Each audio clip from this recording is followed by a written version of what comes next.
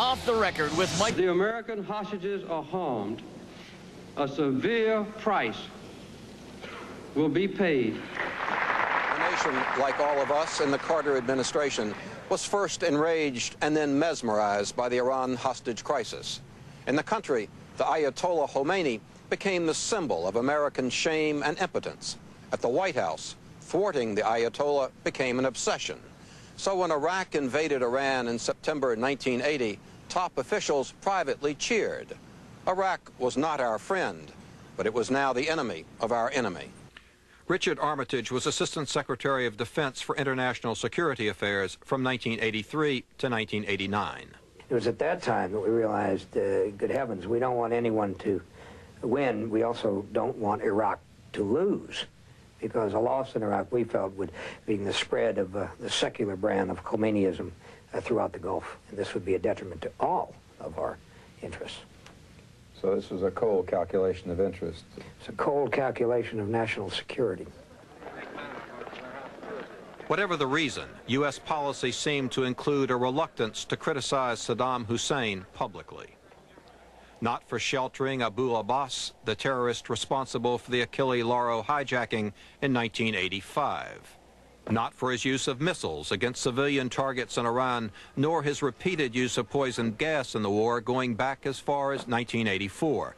There was also a marked difference in the way Washington viewed arms sales to Iran and Iraq. And what was our policy about arms shipments to Iraq? There was no policy to intervene with anyone about arms shipments to Iraq. Iran was an enemy, a proclaimed enemy of the United States. We were not the enemies of the United States. So, in such circumstances, of course, you have something to talk about. Over the next 6 years, a string of CIA agents went to Baghdad. They hand-carried the latest satellite intelligence about the Iranian front line. They passed the information to their Iraqi counterparts. We would go to an office and we would sit down with our Iraqi military friends, and they would give us tea and sometimes a nice lunch, and they had no illusions about us, and we certainly had no illusions about them.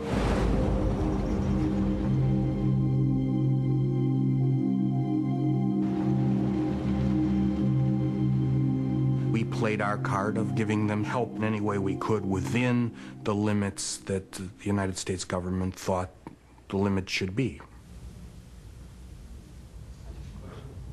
Washington gave Iraq enough help to avoid defeat, but not enough to secure victory. So we had normal relations, and it worked, you see. It worked for a while. The end of the war came with a ceasefire in 1988, under conditions which reflected the government's best hopes, as this classified State Department document reveals. We can legitimately assert that our post-Iran Gate policy has worked. The outward thrust of the Iranian Revolution has been stopped. Iraq's interest in development, modernity, and regional influence should compel it in our direction. We should welcome and encourage the interest and respond accordingly. We all saw Iraq in the post-war era as a very valuable market for our business communities, potentially an enormous market, once it got out from under the load of war debt that it had accumulated.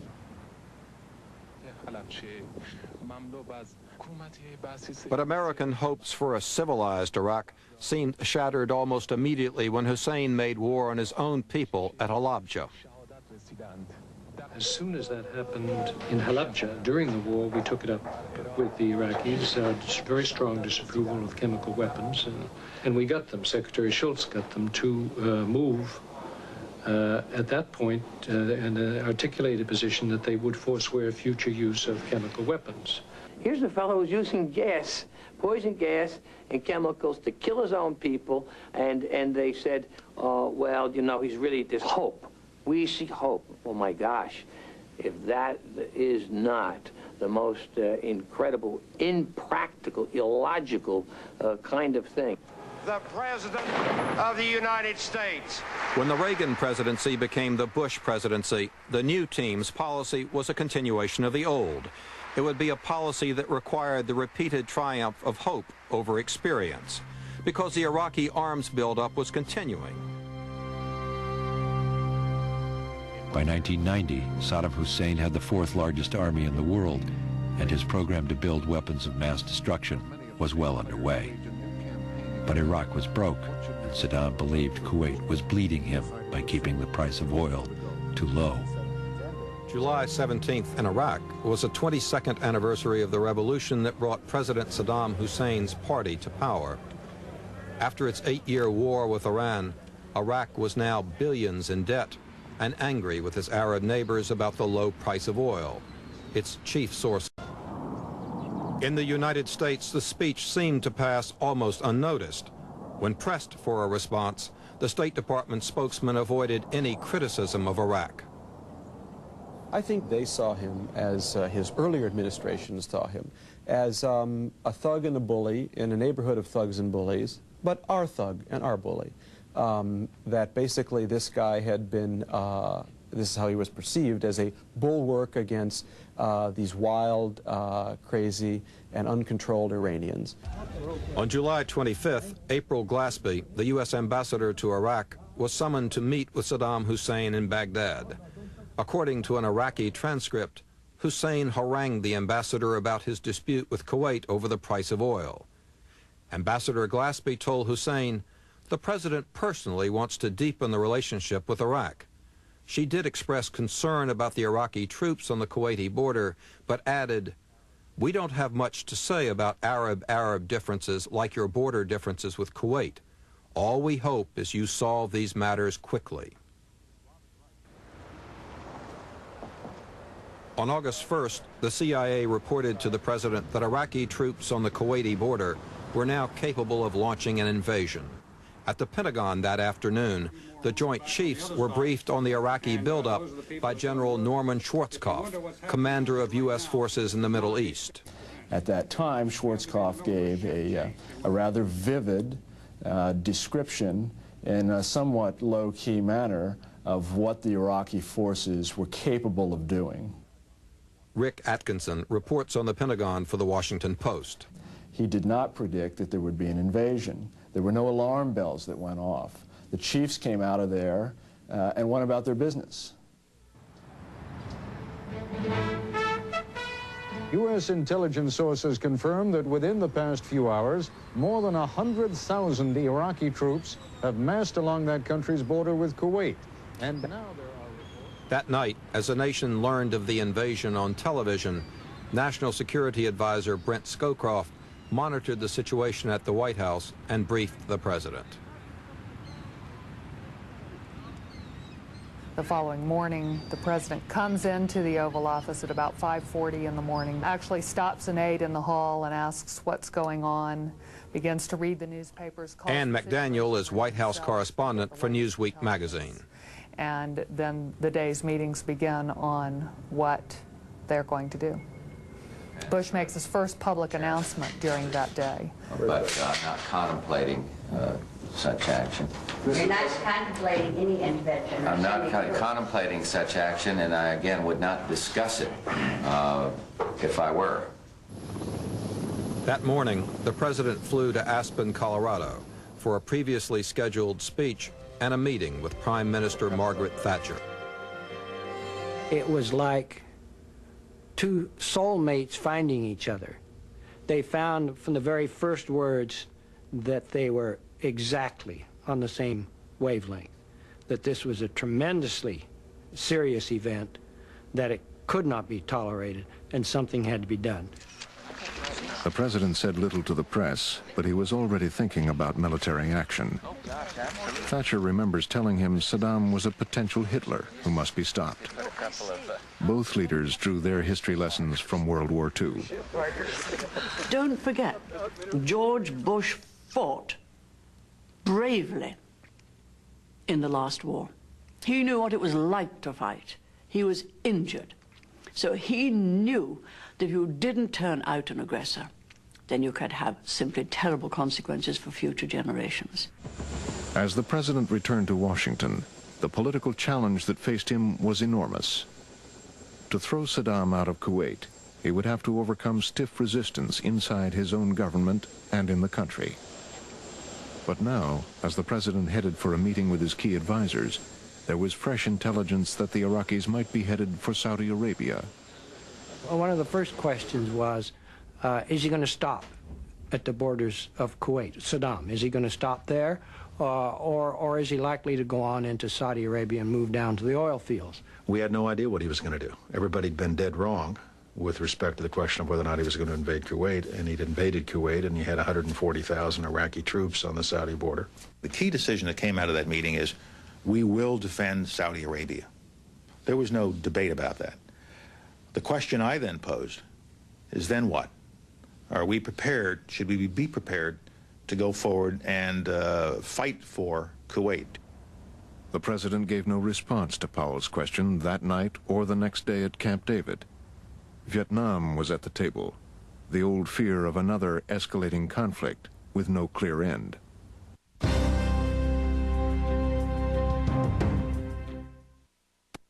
Radar defenses. This will not stand. This will not stand, this aggression against Kuwait. I'm home watching this on television, and that was the first direct expression from the president that he has crossed the line.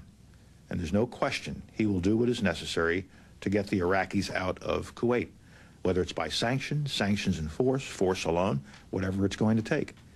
And so he had crossed the river at that point in my mind. And I sat up and said, wow. I've got to go. I have to go to work. I got to go to work. I liked it. I liked it very much. Others, Colin Powell says, that'll teach us to leave you up at Camp David alone with him.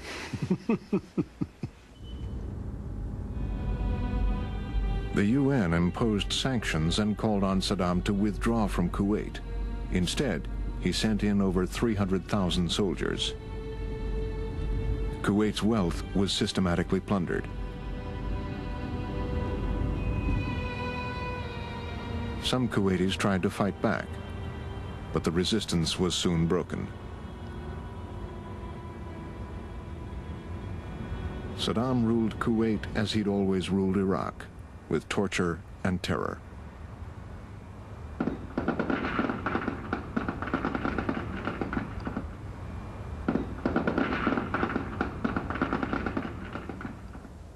Summary executions, routine torture, Hitler revisited. America will not stand aside. The world will not allow the strong to swallow up the weak. President Bush had isolated Saddam diplomatically. He met Mikhail Gorbachev to ask the Soviet Union not to stand in the way if America went to war with Iraq. Iraq was an old ally of the Soviet Union, but Gorbachev agreed. The Cold War had just ended. Gorbachev did not want to risk his new relationship with America. Very good. Thank you. Without the Soviet Union on board, we never would have been able to marshal the international coalition that we were able to build up. It just gave a completely different dynamic to the whole effort. Instead of being an effort, let's say, by the United States and the United Kingdom to eject Iraq from Kuwait, it was an effort by the entire international community. Baker and Bush had methodically built a broad international coalition to oppose Saddam. Ultimately, Bush would convince over 30 nations to contribute financial or military support to the effort. This is U.S. Navy Warship, Channel 14. Can you tell us what country your flag does under and your port of registry, over? In the Persian Gulf, a multinational naval force had cut off Iraqi shipping, enforcing the stiff United Nations economic sanctions. But the CIA was telling President Bush it could take years for sanctions to drive Saddam from Kuwait. And inside the American government, There was a growing split over whether sanctions alone could work. My thinking was that it would be great if sanctions would do the job, because then we would avoid a war with unknown consequences.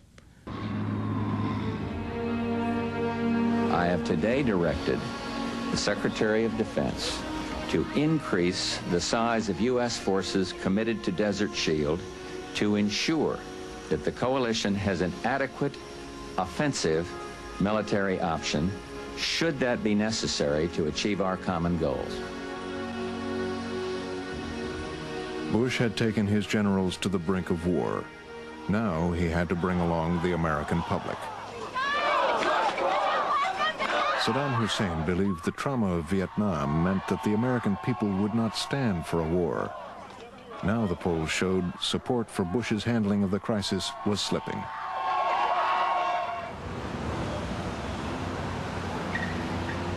Sanctions working doesn't mean just destruction of the Iraqi economy. It means getting Saddam Hussein out of Kuwait.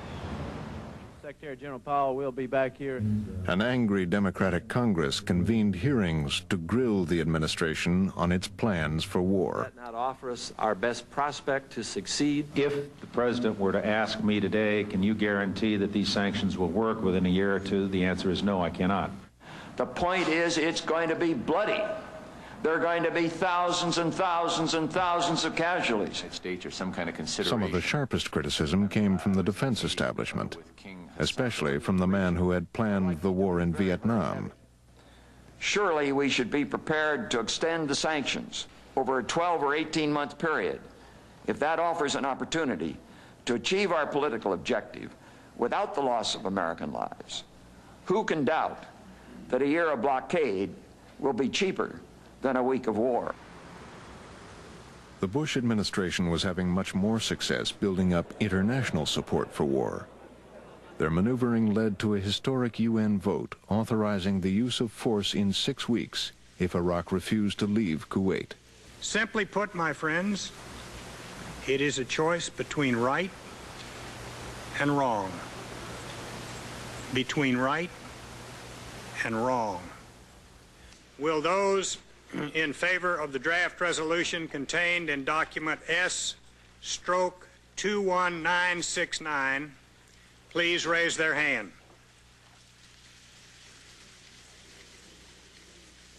There were various concessions made to different countries whose support was critical. Egypt was forgiven $7 billion in various debts. Syria was forgiven many of the same sins of which Saddam was accused. Turkey was basically granted China, certain trade concessions Colombia, in return for their Cuba, very important support. Ethiopia.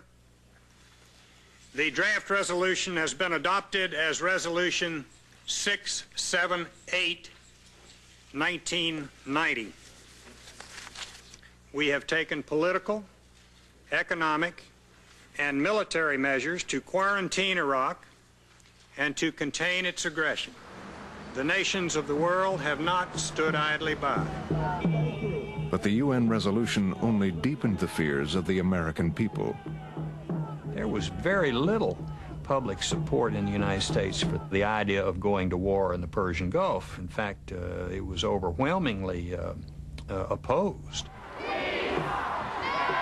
If we were going to fight a war, we had to do so with the support of the American people. If possible, with the support of the American Congress. But that if we were going to send people, Americans, off to die in the Persian Gulf, we had to be able to survive the judgments of history that we didn't do so precipitously. On November 30th, the day after the UN resolution authorizing force, President Bush invited the Iraqi foreign minister to Washington and offered to send Secretary Baker to Baghdad. I will suggest to Iraq's president that he receive the Secretary of State at a mutually convenient time between December 15th and January 15th of next year. Mid to late December, when Saddam refused to meet with Jim Baker, refused to agree to a date over that 15-day period the White House offered, it suddenly dawned on George Bush and his top advisors that Saddam had not really done anything they expected during this entire crisis. There was no signal that Saddam Hussein was going to get out of Kuwait. They have suddenly become very discouraged. By Christmas, President Bush had achieved enormous success in convincing most of the world that resolving the Gulf crisis would define a new world order. But now in the endgame, what mattered most was his ability to convince Saddam Hussein, and that would depend in part on how well he understood his adversary. In late December, in a Time magazine interview, the president said about Hussein, "My gut says he will get out of there." Since the new year, for the first time, that very top people in the administration have begun musing about how they may have miscalculated, how they may have misread Saddam, that they may have applied Western values and a Western measurement to Saddam Hussein, who really, by all indications, does not think like the President of the United States.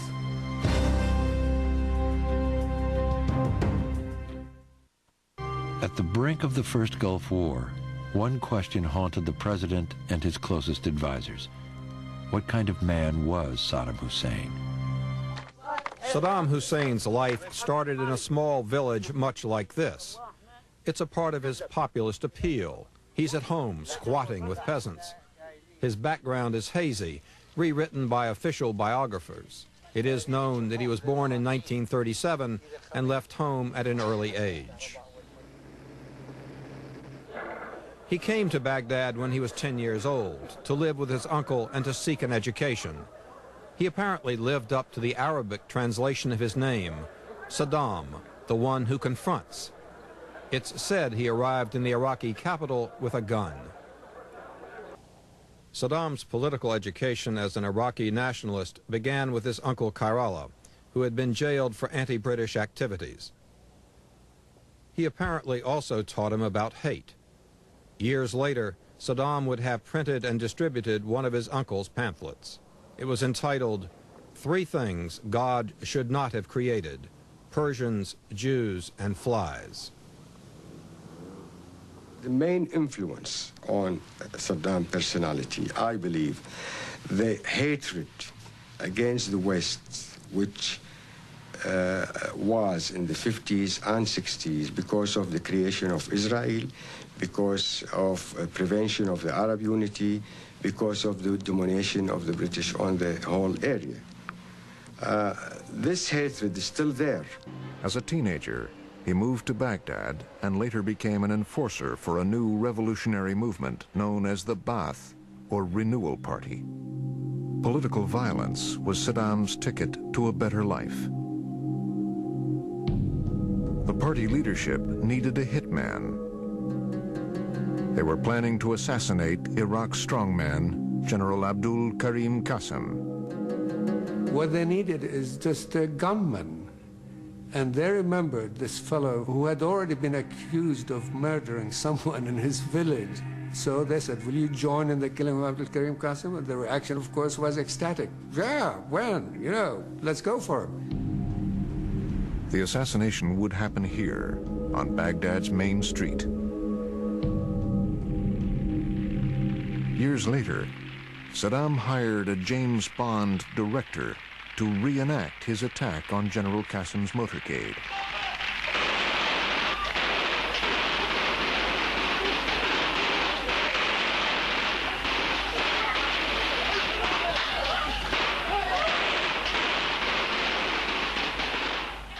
The assassination attempt was botched. Saddam was slightly wounded. The next morning, Saddam escaped in a daring swim across the River Tigris.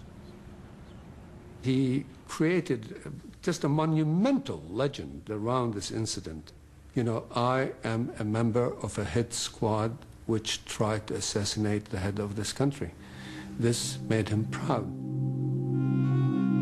Now in exile, Saddam became the leader of the Ba'ath Party's student cell in Cairo. The Ba'ath Party had sparked the interest of the CIA, and Saddam reportedly became a regular visitor to the American embassy.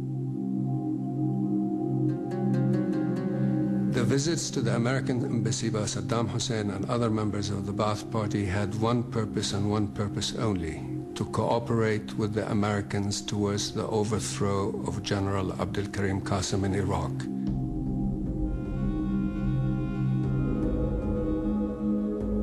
Iraq clearly was very strongly under the influence of the Soviets, and I think that we decided that something should be done.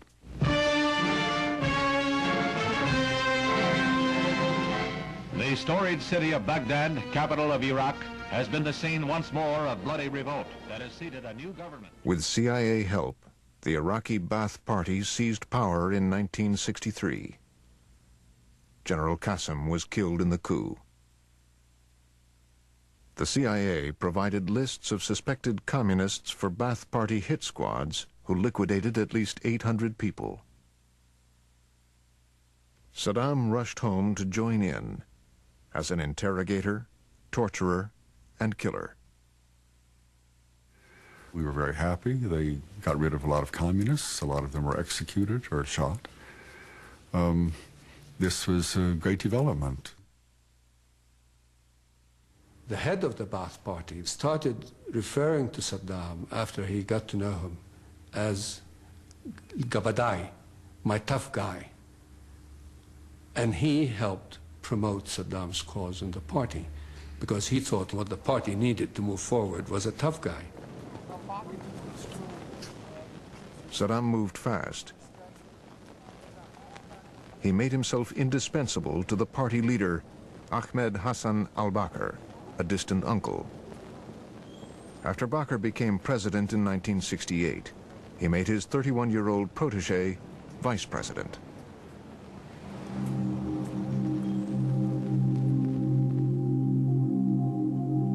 A rising star in a rabidly anti-communist party, Saddam once led some visitors into his private library.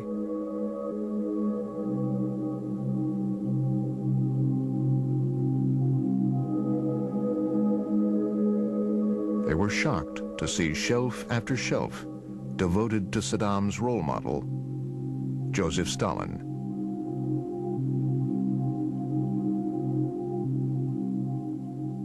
Well, we went in, actually, and we saw those books. I was amazed, you see. I mean, I asked him, are you a communist? I was reading all those books and so on. Well, he said, no, but even Stalin, was he a real communist? Everything Saddam did had Stalinist overtones. Stalin is his hero. Saddam Hussein models himself after Stalin more than any other man in history, consciously and very, very deliberately. He admires the man. With Stalin's methods, Saddam believed he could control and modernize Iraq. And like Stalin, he coveted his mentor's office. Saddam Hussein is a patient man. He does not jump, you see.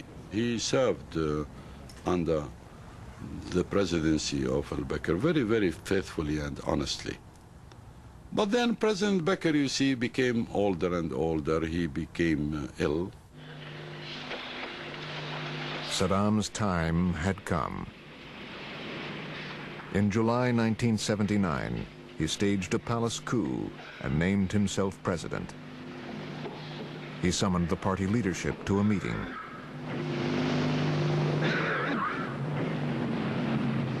He said there were traitors in their midst. He read out their names.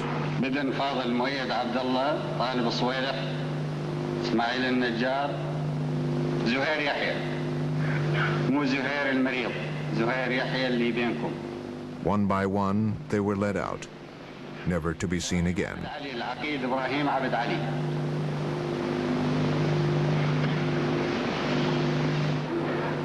Adnan Hamdani had been Saddam's close friend for 20 years.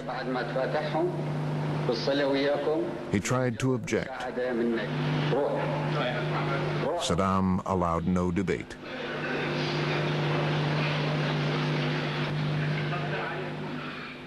And this drama where you either get a reprieve from the life giver or you get fingered by the devil, who would and the thugs would come and they would beat this man up and take him away to be executed. The whole thing was bizarre, but very characteristically Saddam. After sending some of his closest friends to their deaths, Saddam wept.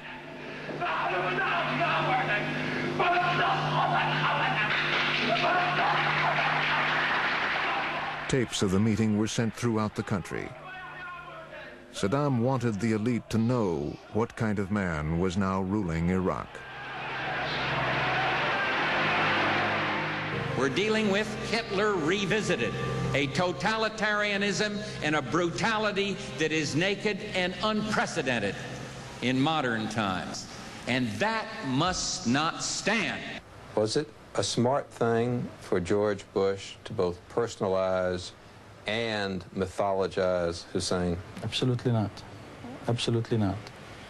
Because it betrayed an incredible lack of knowledge about the region, certainly about the regime in Iraq, about the individual involved, Saddam Hussein, and where he comes from. When he succeeded in involving George Bush in a more personalized combat, not just Iraq versus the United States, but Saddam Hussein versus George Bush, this played extremely well in the Arab world, especially to the weak, dispossessed, alienated individuals, especially the Palestinians. Here was this man who had the courage to stand up not only against the most powerful nation on earth, but against the president of the most powerful nation on earth and engage him in one-on-one combat.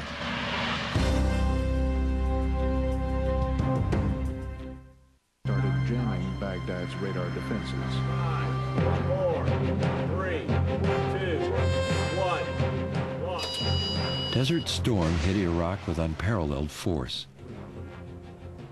The pilots called it the Highway of Death.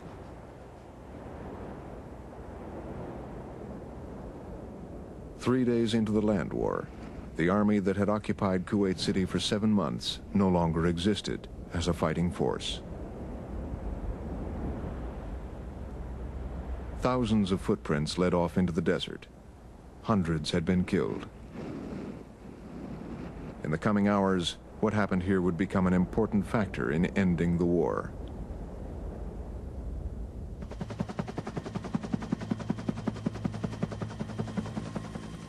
Why did we bomb them? Because there was a great deal of military equipment on that highway. I had given orders to all of my commanders that I wanted every piece of Iraqi equipment that we possibly could destroyed. This was not a bunch of innocent people just trying to make their way back across the border to Iraq. This was a bunch of rapists, murderers, and thugs who had raped and pillaged downtown Kuwait City, and now were trying to get out of the country before they were caught. Colin Powell and Dick Cheney came over to the White House to give the president their daily report on how the war was going. And by that time, we knew both from the military reports and from satellites about the highway of death leading north out of Kuwait City and the incredible destruction of the Iraqi convoys and so on. We knew all this would eventually be on television. And I remember very clearly Colin Powell saying that this thing was turning into a massacre, and that to continue it beyond a certain point would be un-American, and he even used the word unchivalrous. And he said that he thought that they were probably within 24 hours of concluding the war, of completing their objectives. In Baghdad that morning, Saddam Hussein was fighting just to survive. The Allies were trying to cut off and destroy his retreating army, especially the Republican Guard, one of the keys to his power in the region and inside Iraq. Even Saddam feared his regime might be finished. He sat in front of me, and he was almost in tears. not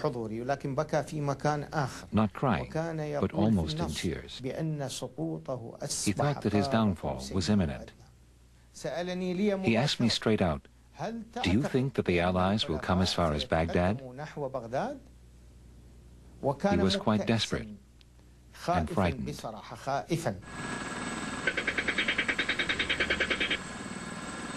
On the battlefield, Apache gunships designed to destroy tank columns were hunting down individual soldiers. Colin Powell had once said of the Iraqi army, "First, we're going to cut it off, and then we're going to kill it." The Iraqis were not completely cut off, but Powell decided there had been enough killing. Colin Powell called me. He said, "I'm at the White House. We've discussed ending the war. Could you execute a ceasefire if it was declared effective midnight Washington time tonight?" I told him that I could live with that. Quite frankly, if we went on another day, we were going to kill some more of our people, and we had already won an overwhelming victory with a minimum of casualties, and that was good enough for me.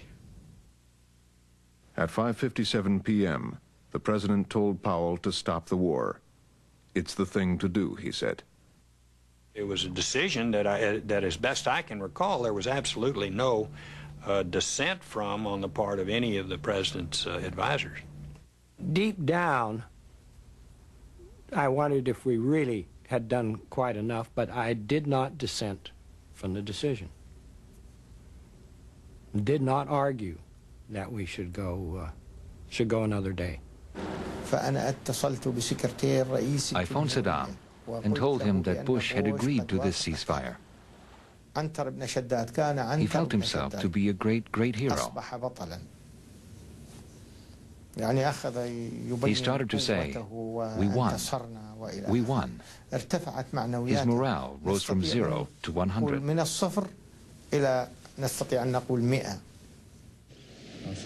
Each day of war had left Saddam's regime more vulnerable to overthrow. Now the humiliation was over. The greatest fear of Allied tanks in Baghdad was gone. The Allies had stopped the war. Saddam could concentrate on surviving.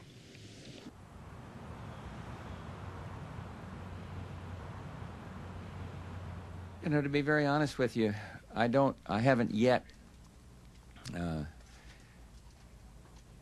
felt this wonderfully euphoric feeling that many of the American people feel. You mentioned World War II. There was a definitive end to that conflict, and now we have Saddam Hussein still there. He's sitting there with a frown on his face and saying to himself, "Why don't I feel better about this?" In other words, he's signaling that, yeah, it was all great, it went right, but there's still something wrong, there's still something missing. I don't feel the same elation I felt when we had won World War II. And the reason, I think, is obvious, that it was an incomplete victory. It was a modest victory, snatched from the jaws of triumph, and Saddam Hussein was still in power.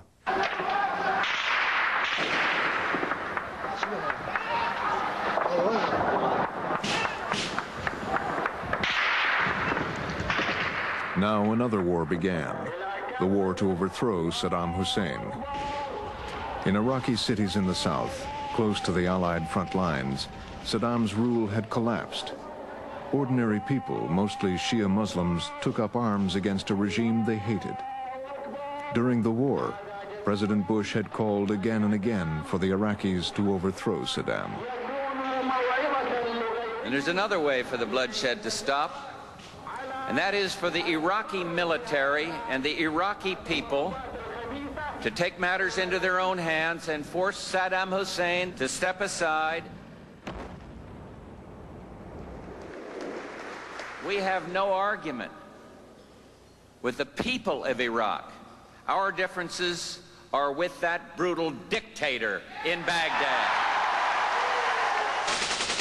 As the rebellions erupted, Bush repeated his call for Saddam's overthrow. In the first heady days of the uprising, the rebels, not Iraqi officials, controlled the streets.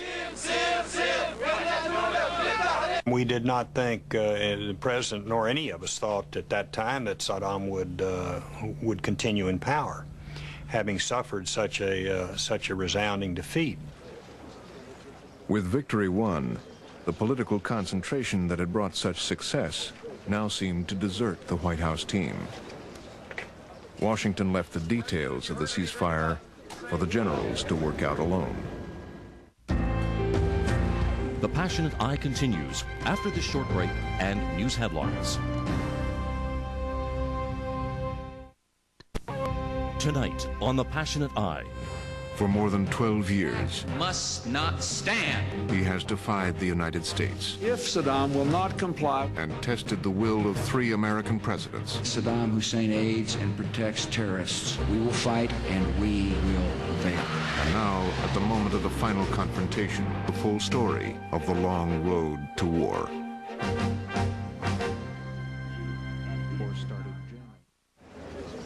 I went to Safwan with my own instructions, which basically, number 1, was to get our POWs back, and then number 2, to make sure that we had very, very clear lines drawn so that we didn't have any inadvertent battles after that.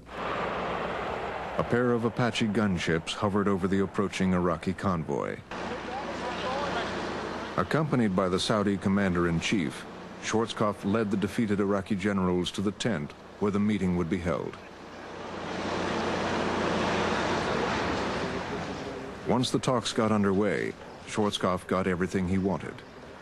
But so did the Iraqis. And then this fellow looked at me and said, well, can we fly our helicopters? And I knew the great devastation we had inflicted upon their roads and their bridges, and that seemed like a very reasonable request to me. And then the Iraqis asked the question, which should have given Schwarzkopf pause, and that was, well, how about armed helicopters? And Schwarzkopf, without even thinking, said yes, armed helicopters. Now, what the Iraqis had in mind were using their helicopter gunships to put down the Shia uprising which had taken place, and Schwarzkopf gave them carte blanche to do it. So he was finessed by the Iraqis at the Safwan conference. The Iraqi generals got exactly what Saddam wanted. Saddam Hussein now moved forces loyal to him from Baghdad to suppress the uprisings in the south.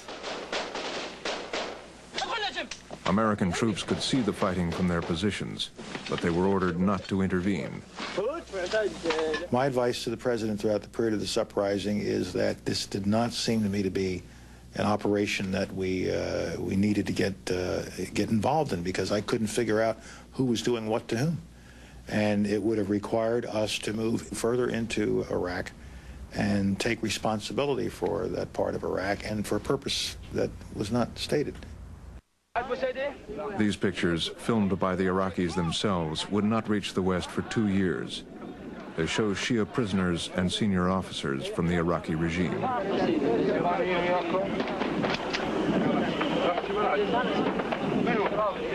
There are estimates that tens of thousands of Shias were killed.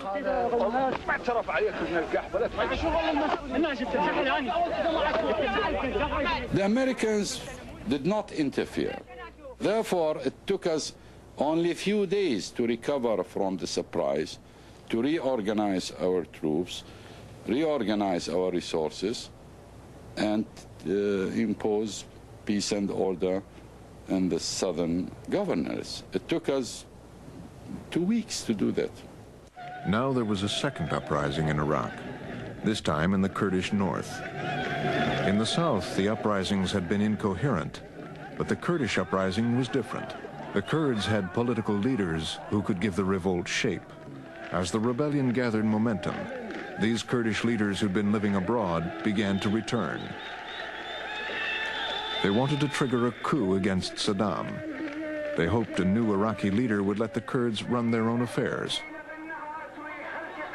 Traveling with them was an American, an observer from the United States Senate.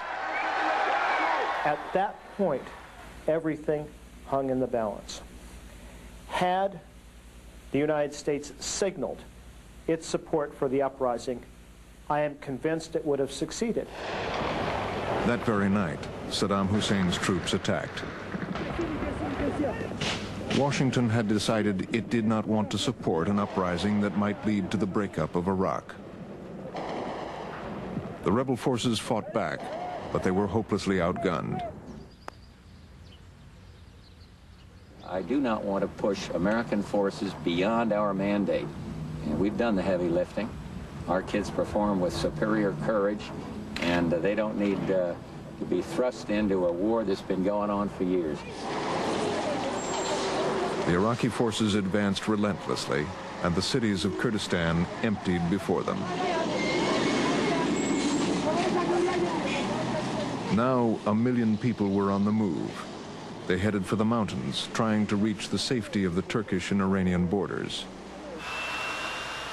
The American pilots patrolling the skies above Iraq could see the Kurds being chased into the mountains, but they had strict orders not to intervene.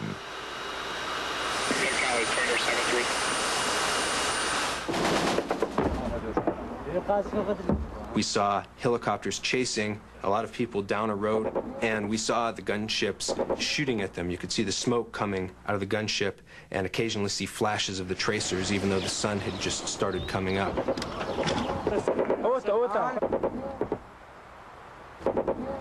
Saddam Hussein bombing, bomba, helicopters destroyed us. I don't know. They saw this, but they don't know why. We are human like you.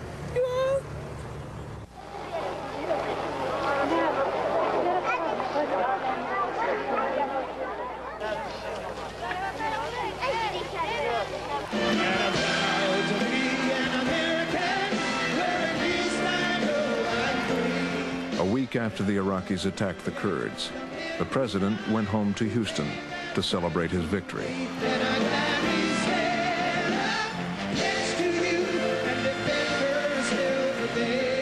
But the television images of the Kurdish exodus were making that victory ring hollow. The president asked James Baker to see how the situation could be diffused.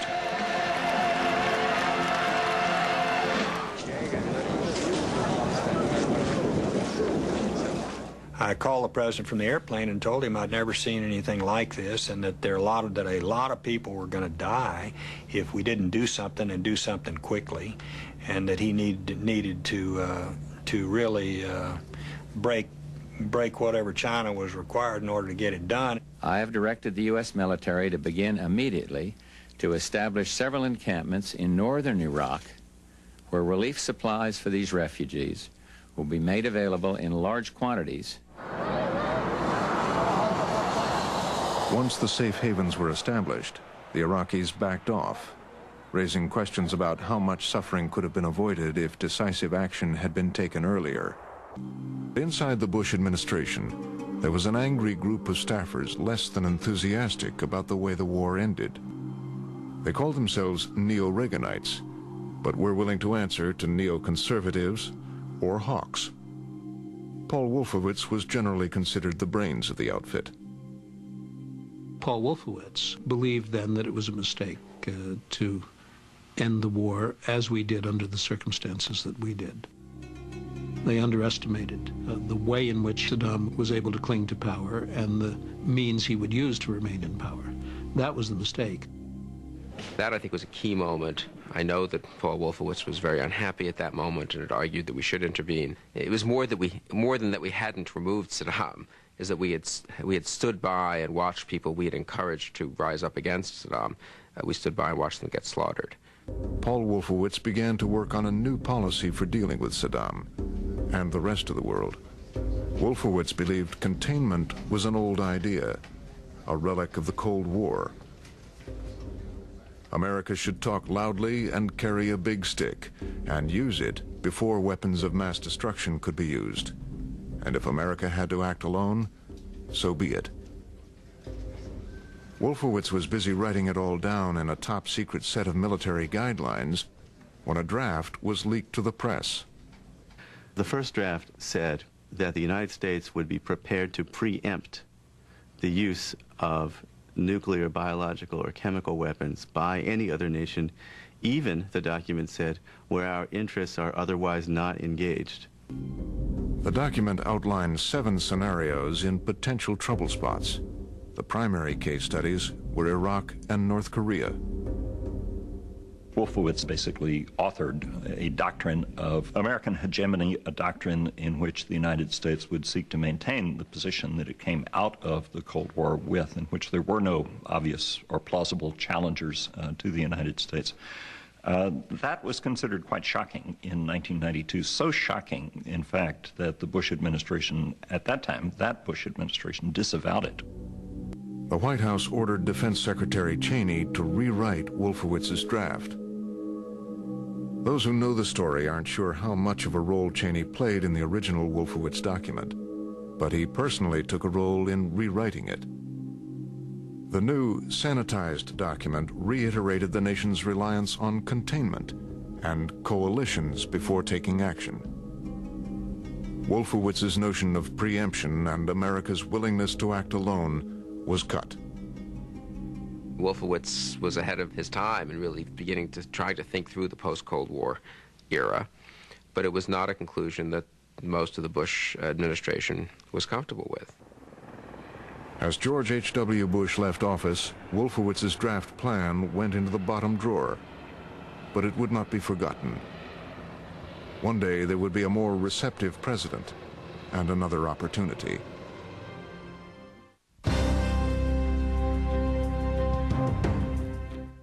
UN Security Council had created UNSCOM and sent UN inspectors to find and destroy Saddam's weapons of mass destruction.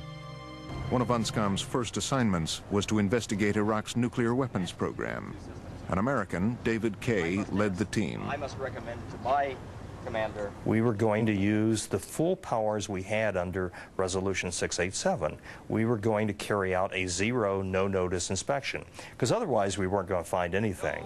So we suddenly appeared at the gate of a military facility at a place called Abu Jarib and demanded access.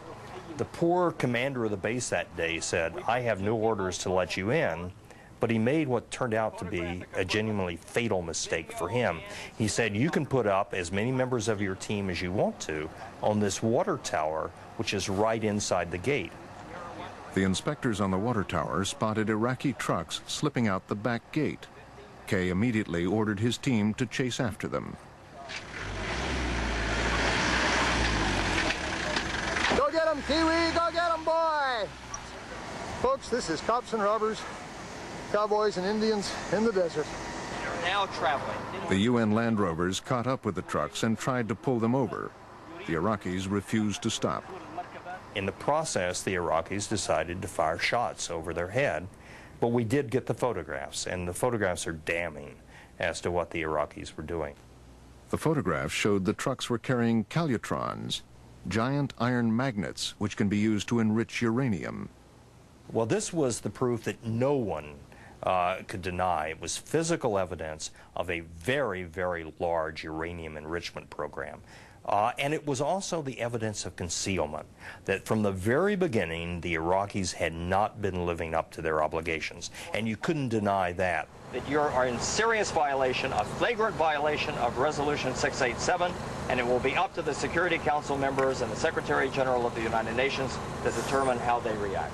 The inspectors learned that Saddam's nuclear scientists had made a feverish attempt to build at least one crude atomic bomb in time for the Gulf War. Saddam's chief bomb maker, Dr. Qadir Hamza, later defected to the West. Yes, there was a program it's called the Crush program, to use the French fuel, which is bomb grade, which contains bomb grade uranium, extract the uranium out of it. Process of cutting the fuel and preparation started, and a bomb model was made, a complete bomb mock-up without the fuel. It was a little too big. When the war started, Iraq was still trying to miniaturize the bomb into a warhead that could be carried on a missile. It was close. They had the mock-up, all they needed was the fuel, and the fuel was there, and they needed was to process it. But it was not a deliverable weapon.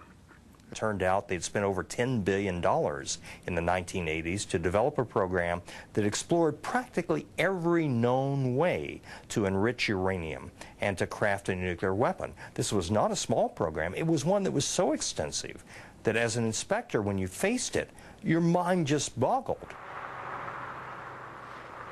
In September 1991, David Kay led another surprise raid, this time invading a government building in downtown Baghdad, where his team discovered a hidden archive of documents detailing Iraq's plan to make an atomic weapon. We suddenly were in the building, and the Iraqis realized we had the damning evidence of the full extent of their program, which even then we didn't know.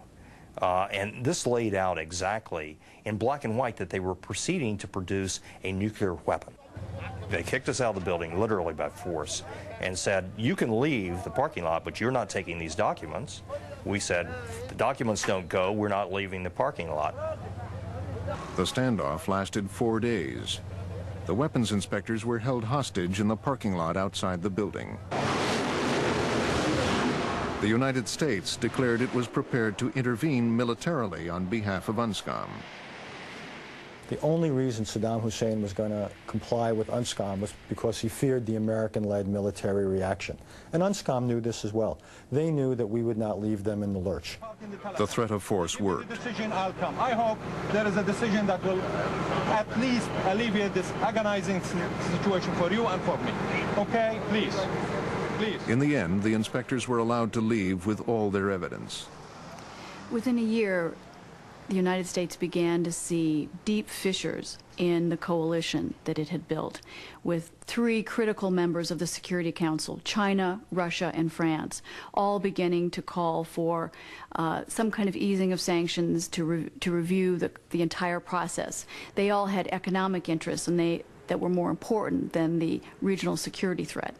China and France both looked for economic deals both for reconstruction of Iraq and in the oil business. And for Russia, of course, it was owed billions from Saddam Hussein for weapons that it had bought before the Gulf War.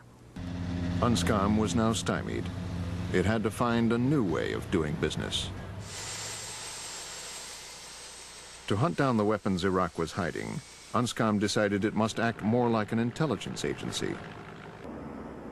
Using a U-2 on loan from the CIA, UNSCOM collected surveillance photos of Iraq.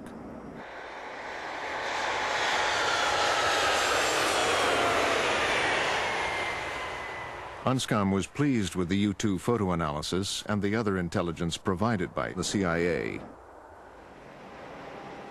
But on the ground, UNSCOM inspectors were frustrated. When they arrived at a suspected weapons site, it would invariably be empty. The Iraqis insisted they were no longer concealing any banned weapons. They wanted UNSCOM to go home. In 1995, Saddam Hussein actually appeared to be winning in his strategy of cheat and retreat. He had actually managed to hide so many of his weapons that many of the UN weapons inspectors thought that he had turned over most of them. But the defection changed everything. In August 1995, Hussein Kamel, a high-ranking Iraqi general, announced at a press conference in Amman, Jordan, that he had defected. Kamel was Saddam Hussein's son-in-law. He was also the commander of the SSO, the special security organization that guarded Saddam. The SSO was the same elite military unit that was hiding Iraq's weapons of mass destruction. In Jordan, Kamel began to tell UNSCOM about a vast arsenal of weapons it had failed to uncover, and how the Iraqis were hiding them. We were ordered to hide everything from the beginning, and indeed much information was hidden, and many files were destroyed in the nuclear, chemical, and biological programs. These were not individual acts of concealment, but the result of direct orders from the Iraqi leadership. Now, Hussein Kamel's defection tells UNSCOM that not only have they been missing something, but they've been missing a huge, huge amount of what they were supposed to be finding, way more than they had ever suspected.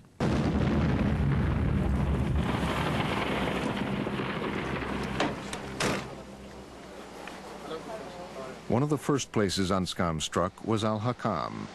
Hussein Kamel had said that this was Iraq's top-secret germ warfare production facility. The Iraqis had steadfastly denied having any biological weapons program. But here, the Anscombe inspectors discovered Russian-built fermenters used to produce anthrax and growth medium used to grow biological toxins. The inspectors buried 17 tons of it and then blew up the entire facility.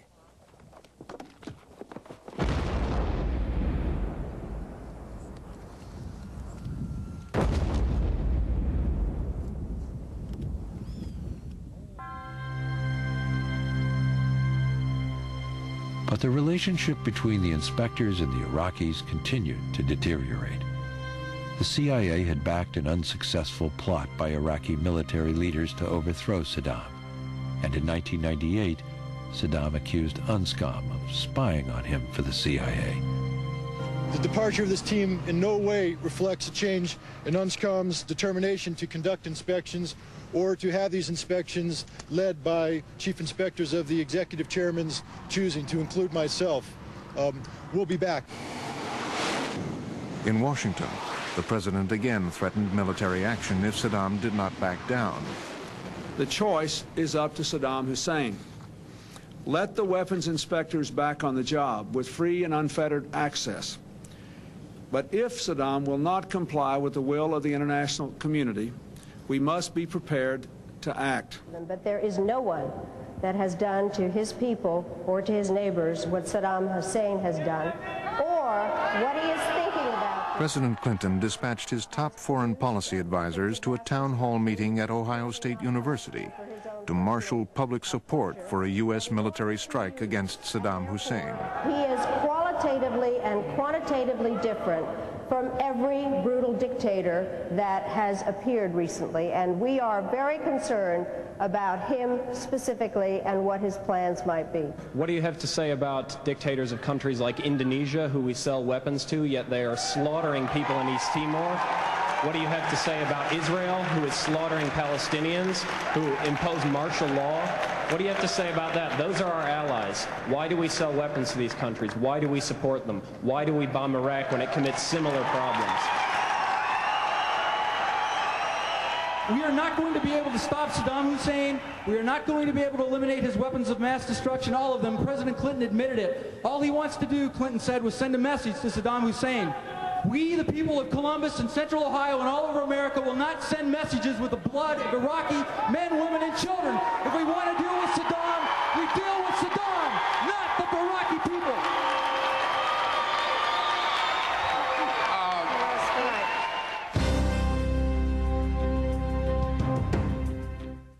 Baghdad's radar defenses. The weapons inspectors had left in 1998.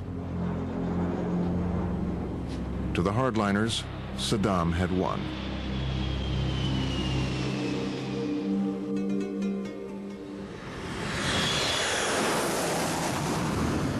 Around this time, a group of foreign policy wise men known as the Vulcans were descending on Austin, Texas, to prepare the eventual Republican nominee for the White House.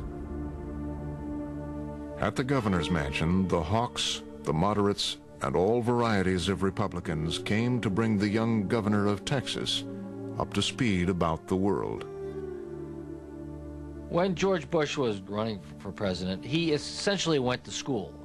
And various great and worthy men trooped down to Austin to teach George Bush about the world. And by and large, they told him that Iraq was unfinished business, but they had to be a little careful about it because, of course, George Bush's father was the one who hadn't finished the business.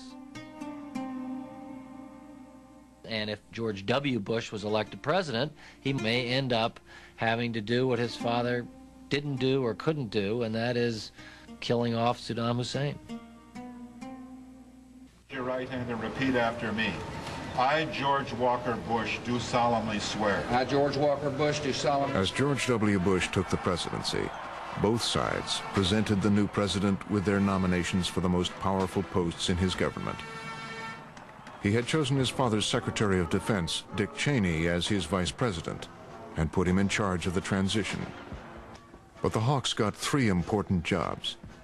Louis Scooter Libby would be Cheney's chief of staff, Wolfowitz would be number 2 at the Pentagon, and his boss would be Donald Rumsfeld. Presumably his helping of Wolfowitz to get the deputy defense secretary job, his selection of Scooter Libby as his chief of staff, suggested at least an openness to a neo-Reaganite point of view. And I think, incidentally, the selection of Rumsfeld as Secretary of Defense was obviously, in retrospect, a very important one. Most of the Hawks set up camp with Rumsfeld at the Pentagon. If you can identify 2 strains in this administration, one of which would be the Reaganites, that is, officials who take a somewhat ideological and almost evangelical view of the world. They would be officials who descend from Ronald Reagan's evil empire speech, the notion that American power should be used to change the world, not simply to manage it. At the State Department, Colin Powell was a formidable counterweight to Rumsfeld's forces. The other group would be officials who really follow in the path of Bush 1, of the president's father. These are pragmatists, these are so-called realists. They believe that foreign policy is the patient management of alliances, competitions, and to some extent conflict. But the skirmishes between the State Department and the Pentagon's Hawks hardly captured the new president's attention during that first year in office.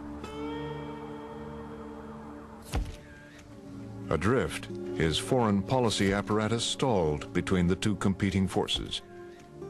You had bureaucratic gridlock, no big increase in the defense budget, no change in Clinton's China policy, a lot of talk about pulling troops back from around the world, no evident change in Iraq policy. I think you could make a case that on September 10th, 2001, it's not clear that George W. Bush was in any fundamental way going in our direction on foreign policy.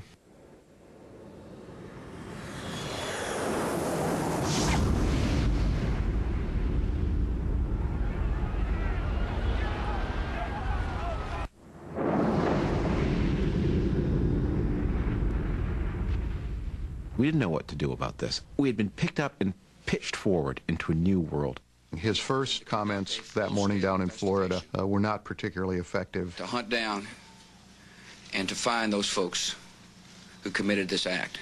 His short speech from Barksdale, midday, didn't look particularly good.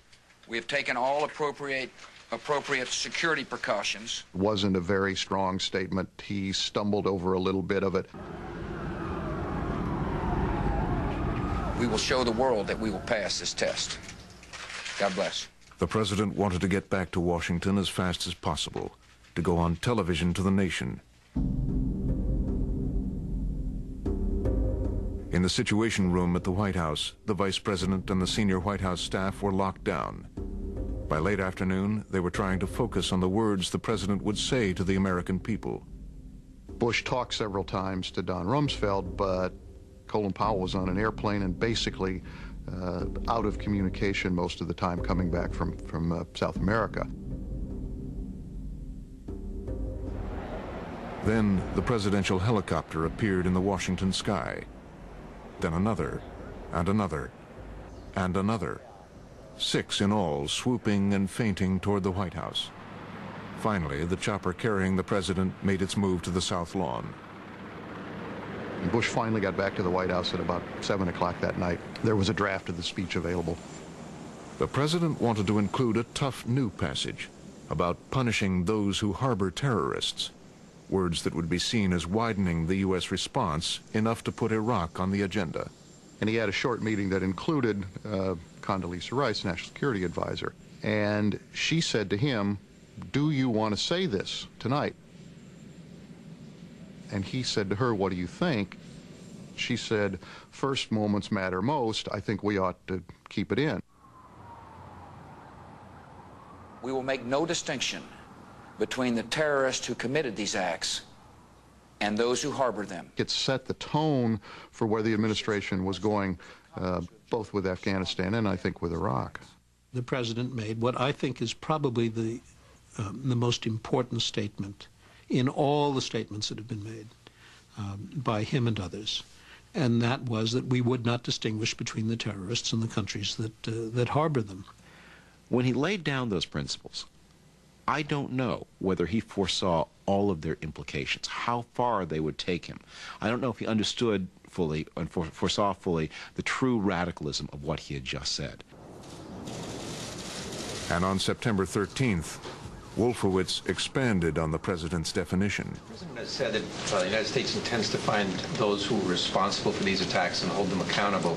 How should we look at that? Well, I think the president's words are pretty good, so let me say, these people try to hide, but they won't be able to hide forever. They think their harbors are safe, but they won't be safe forever.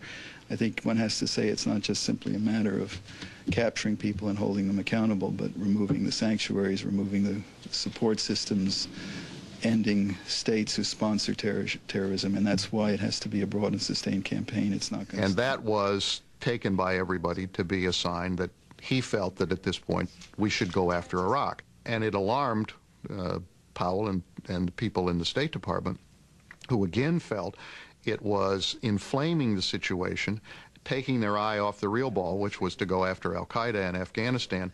Are we really after ending regimes, or are we simply going to try to change their behavior? We're after ending terrorism. And if there are states and regimes, nations that support terrorism, we hope to persuade them that it is in their interest to stop doing that. But I think ending terrorism is where I would like to leave it, and let Mr. Wolfowitz speak for himself. Anybody?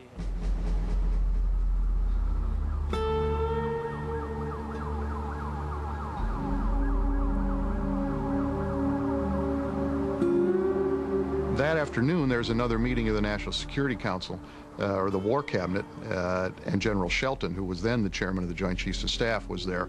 And Powell sidled up to him and said to General Shelton, you know, you've got to keep these guys in a box. I don't know what's going on over there, but all of this Iraq stuff is a problem. And General Shelton had a similar view that to go after Iraq at that point was not the smart thing to do. So by the time the War Cabinet gathered at Camp David, on that first Saturday, 4 days after September 11th, the war about the war was well underway.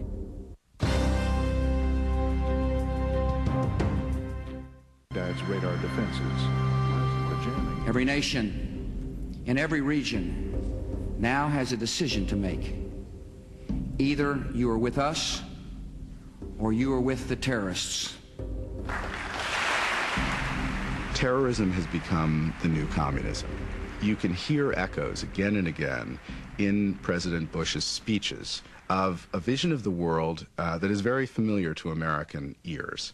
That is, there is us and there is them. There is good and there is evil. Freedom and fear are at war. Indeed, it's very reminiscent of President Truman's Truman Doctrine speech in 1947. That there are two systems in the world today. There is ours, free elections, free rights of assembly and so on, free press, and there is theirs, government by repression. Freedom and fear, justice and cruelty have always been at war, and we know that God is not neutral between them.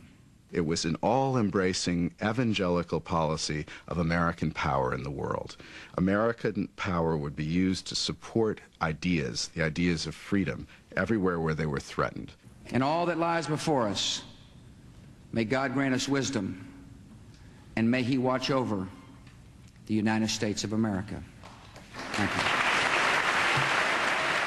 I remember writing a story saying, hey, there's a doctrine. This is a doctrine, and they see it as the new paradigm for American foreign policy on the same level as the Truman Doctrine. So, armed with a doctrine and a developing roadmap of the future, President Bush approved Phase 1, Afghanistan. Within weeks, the Taliban had fallen and Al-Qaeda had dispersed.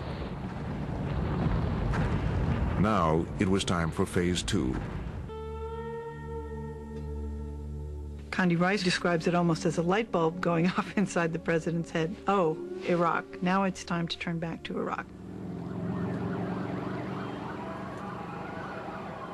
And the first public sign of this came at the beginning of the year with the President's State of the Union address, in which he announced the idea of the axis of evil, which was the beginning of the public case to attack Iraq. States like these and their terrorist allies constitute an axis of evil, arming to threaten the peace of the world. He does believe that there is evil in the world, and he looks for strategies and policies that allow him moral clarity. Something that resonated very deeply with the American people, the idea that no longer was the United States going to simply sit back and wait for these bad guys to come and attack us, but we were going to go out into the world, shape the international environment, root out the evildoers, as the president always likes to call them, and take action to prevent them from doing anything before they could come and hurt us. I will not wait on events while dangers gather. I will not stand by as peril draws closer and closer. The United States of America will not permit the world's most dangerous regimes to threaten us with the world's most destructive weapons. And I wrote a piece in the Post 2 days after the State of the Union saying, we've just been present at a very unusual moment, the creation of a new American foreign policy. Then a routine White House publication known as the National Security Strategy suddenly took on new significance. In the months after September 11th, with the war on terror apparently expanding to Iraq and beyond, this was the first time the Bush Doctrine had been formally written down. But when the press and public read it, they would find inside these pages much that reflected that controversial document written by Paul Wolfowitz back in 1992. The new document relies on preemption, on a muscular American posture in the world. It elaborates justification for military action, like the war with Iraq. It outlines the game plan for new American interventions, and some see hidden between the lines a design to democratize the world, beginning with the Middle East. The policy is breathtakingly ambitious because it talks about transforming regimes that have been in place and have been harsh and dictatorial for decades. The notion of making democracies out of many of these states is a terribly ambitious one. I think it's one thing to suggest that the United States should go to war with Iraq, but it's a very different thing to suggest that Iraq should then become a model for the United States to be taken and transplanted elsewhere around the world. In other words, that we would go to war with a whole variety of other countries, Syria, Iran, Sudan, Libya, Cuba, North Korea, to remake their societies in their parts of the world. This is a strategy that's ultimately targeted at the Saudis and at the Egyptians and at the Pakistanis, at these authoritarian regimes that in fact have been the biggest breeders of terrorism in recent years. Iraq has not been. They call each other 41 and 43. 41 is thought to be the realists' most formidable force against the Hawks. Around the capital, insiders took to comparing the way each man has approached going to war with Saddam. I mean, that's one of the distinctions I see, is the public presentation is different. There truly was a readiness in 41 to do what it took, even if no one else was going to join us. But if you go back and you take a look at the public presentation, it was very different. From the beginning, there was a focus on getting a series of Security Council resolutions to cloak what we were doing in a kind of broader legitimacy. Even though the president said 4 days after the invasion, this won't stand. But he said this won't stand. He didn't say, we will go ahead and we will take care of this, whether anybody's prepared to join us or not. And the image, I think, was such that we were prepared to work with others. But the insiders who helped define the Bush Doctrine are determined to set a course that will remake America's role in the world. They believe the removal of Saddam Hussein is the first and necessary act of that new era.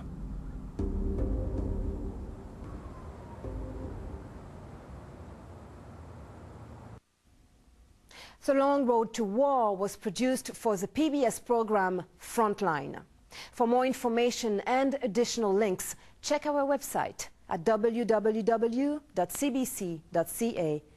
And the fans showed their appreciation.